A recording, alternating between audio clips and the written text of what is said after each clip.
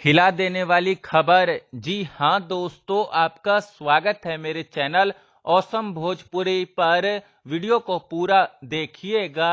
Video पसंद आए तो वीडियो को लाइक और चैनल को सब्सक्राइब कीजिएगा। दोस्तों, अभी से थोड़ी देर पहले पवन सिंह के वीडियो डायरेक्टर विभांशु तिवारी ने ये फोटो अपने सोशल मीडिया पर शेयर किया। इस फोटो को अपने सोशल मीडिया पर शेयर करने के साथ ही उन्होंने लिखा कि शूट स्टार्ट आहे @सिंह पवन 999। दोस्तों, यह फोटो पवन सिंह के नए गाने के शूटिंग सेट का फोटो है और काफी यूनिक सा है पवन सिंह के ये नए गाने का शूटिंग सेट। वहीं दोस्तों, कल रात पवन सिंह ने अपने एक नए बवाल गाने का शूटिंग कंप्लीट किया, जिसमें उनके साथ अपर्णा मलिक ने काम किया है। और पवन सिंह और अपर्णा मलिक का ये गाना एक हस्बैंड वाइफ वाला गाना होने वाला है। जिस तरह का पवन सिंह और अपर्णा मलिक का ये शूटिंग टाइम का फोटो है, उसको देखकर तो यही लग रहा है। और दोस्तों, अब पवन सिंह लगातार अपने नए नए गानों की शूटिंग करने वाले हैं, क्योंकि इस महीने के लास्ट तक वो अपनी शाहाबाद मूवी की शूटिंग भी